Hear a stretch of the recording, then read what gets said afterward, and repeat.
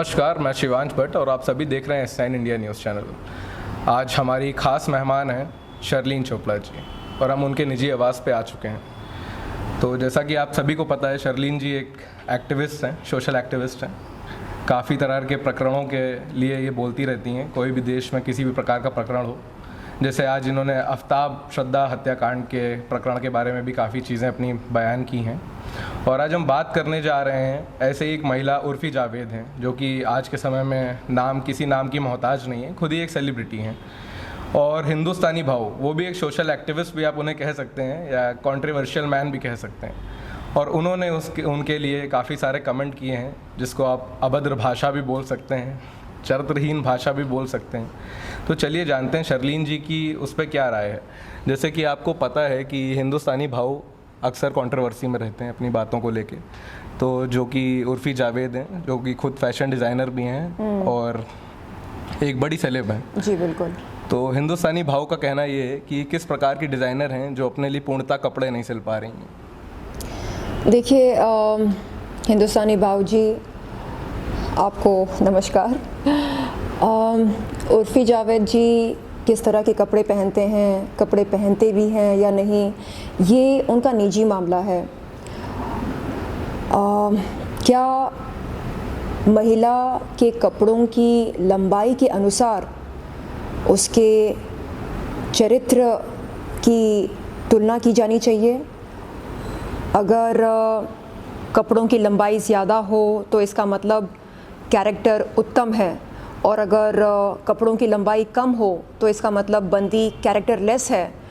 ये किस किताब में लिखा है और ये कैसी मानसिकता है? मेरे ख्याल से एक महिला का चरित्र उसके लिबास या कपड़ों की लंबाई से जुड़ा नहीं होता है, उसकी मानसिकता से जुड़ा होता है। और जहाँ तक जावेद उर्फ़ी जावेद का ज़िक्र हो रहा है, मैं कहना चाहूँगी कि वो बला की खूबसूरत हैं और बहुत ही इंडिपेंडेंट हैं, अपनी शर्तों पर अपनी ज़िंदगी जीने की पूरी कोशिश कर रही हैं। तो ऐसे में हमें उनके इस रास्ते का कांटा नहीं बनना चाहिए। हाँ, अगर वो देश के कानून का उल्लंघन करती हैं तो बात अलग है, लेकिन हमने कभी उनको किसी भी कानून का उल्लंघन करते हुए नहीं देखा है। तो मेरे ख्याल से उनके ख़िलाफ़ हमें आवाज़ नहीं उठानी चाहिए, ना ही उन पर कोई उंगली उठानी चाहिए।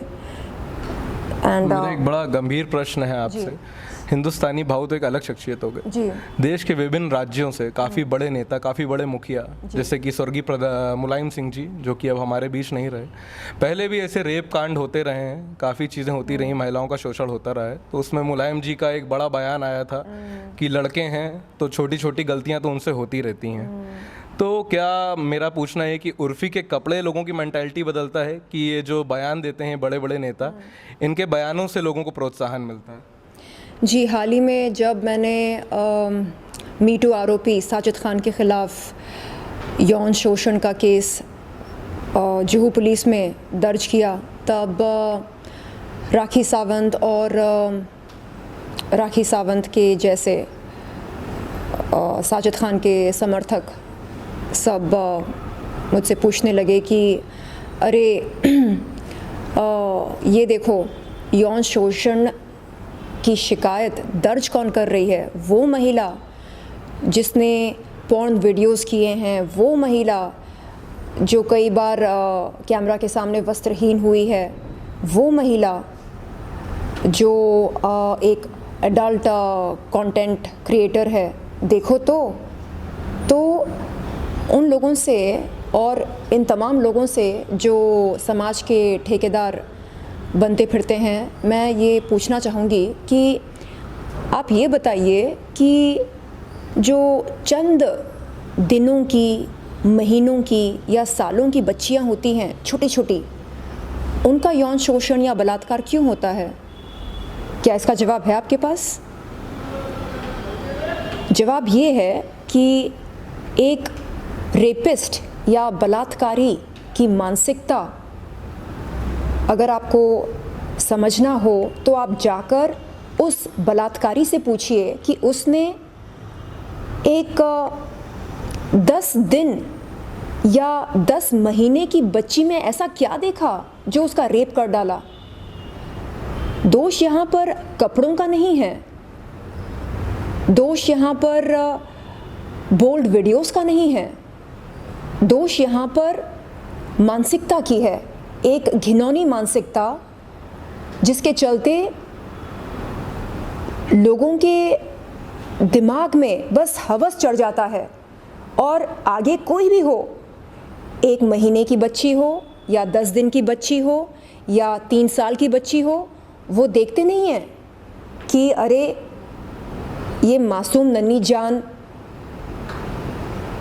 ये अभी लड़की भी नहीं बनी है, इसको पता भी नहीं है कि यौन शोषण किसे कहा जाता है, बलात्कार का मतलब क्या है, इसे पता भी नहीं है, अभी तक इसकी बॉडी भी डेवलप नहीं हुई है, नन्ही मुन्नी जान है ये, लेकिन उसके साथ भी बलात्कार कर बैठते हैं।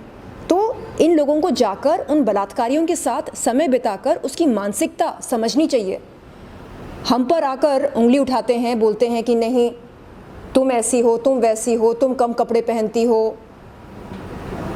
तो बताओ ना कि इस देश में छोटी छोटी बच्चियों का बलात्कार क्यों होता है, जवाब दो इसका।